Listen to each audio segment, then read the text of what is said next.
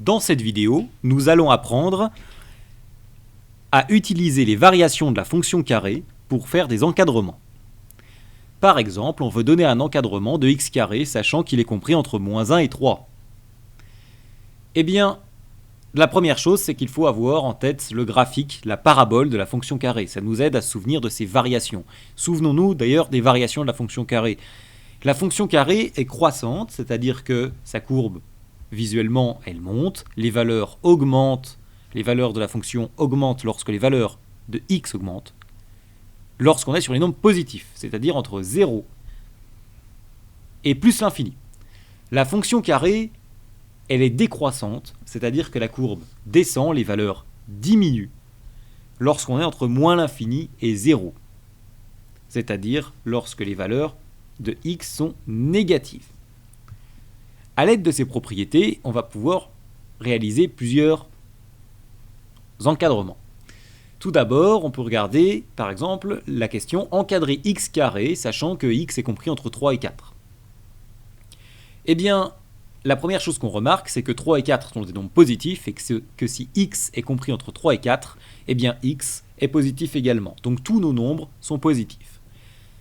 Or, sur les nombres positifs, la fonction carré est croissante. Elle est croissante sur 0 plus l'infini. Donc l'ordre est conservé. 3 au carré sera plus petit qu'x carré, qui sera plus petit que 4 au carré, c'est-à-dire 9 plus petit qu'x carré, plus petit que 16. Et on a ici un encadrement de x carré, sachant que x était entre 3 et 4. Deuxième question, encadrer x carré, sachant que x est compris entre moins 2 et moins 1. Eh bien, c'est le même principe. On remarque que moins 2 et moins 1 sont des nombres négatifs, donc x sera également négatif puisqu'il est compris entre les deux. La fonction carré est décroissante sur les nombres négatifs, c'est-à-dire sur moins l'infini 0. Donc finalement, l'ordre est échangé, puisqu'elle est décroissante. Donc moins 2 au carré est plus grand que x au carré, qui est plus grand que moins 1 au carré. C'est-à-dire que 4 est plus grand que x carré, qui est plus grand que 1. Donc à nouveau, on a donné un encadrement de x carré. Une subtilité, parfois on encadre x entre un nombre négatif et un nombre positif. Ici, on nous donne que x est compris entre moins 1, qui est négatif, et 2, qui est positif. Donc attention, ici il y a une subtilité. Il va falloir décomposer le travail. En effet, si x est compris entre moins 1 et 2, eh bien, soit x est compris entre moins 1 et 0, soit il est compris entre 0 et 2. Eh bien, nous allons décomposer ça.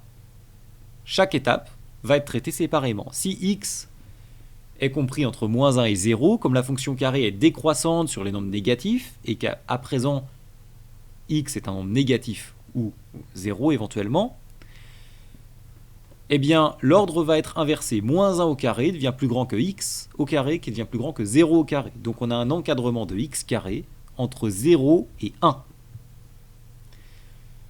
Si x est compris entre 0 et 2, comme la fonction carré est croissante sur 0 plus l'infini, eh bien, l'ordre est conservé. X carré est compris entre 0 au carré et 2 au carré. Donc, x carré est compris entre 0 et 4. Finalement, on a l'encadrement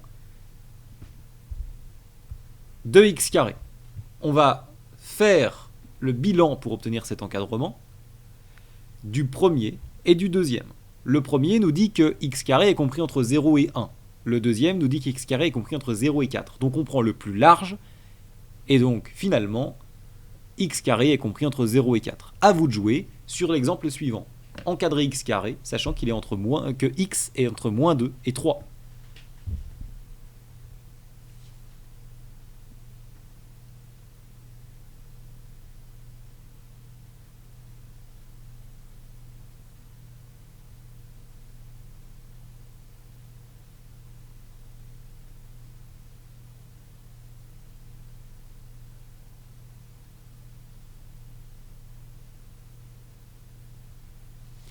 Pour encadrer x carré, sachant que x est compris entre moins 2 et 3, nous allons décomposer le travail.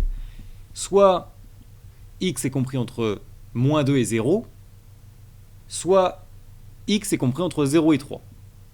Dans le premier cas, si x est compris entre moins 2 et 0, la fonction carré est décroissante sur moins l'infini 0. Donc, l'ordre est échangé. Moins 2 au carré est plus grand qu'x au carré, qui est plus grand que 0 au carré. Donc, x carré est compris entre 0 et 4. Deuxième cas, si x est compris entre 0 et 3, comme la fonction carré est croissante sur 0 plus l'infini, eh bien, 0 au carré est plus petit qu'x au carré, qui est plus petit que 3 au carré, l'ordre est conservé. Donc, x carré est compris entre 0 et 9.